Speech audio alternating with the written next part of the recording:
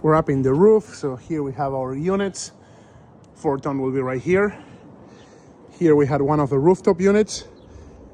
We now have a penetration for the refrigerant lines, and on this apartment, it's a small apartment, about 600-700 square feet. We have 2 ductless units with that unit down there.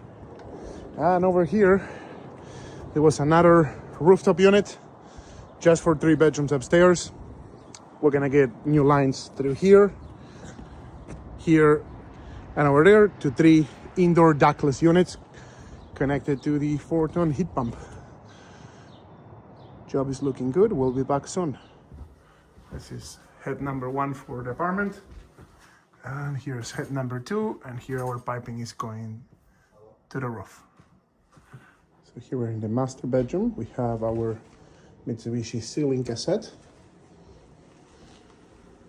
right here, and we're gonna mount it right up there. It's gonna take care of the master bedroom, bathroom.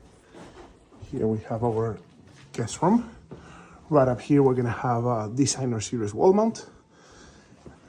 And then for the office, we already have our deluxe series with the 3D sensor. It's being finished up today.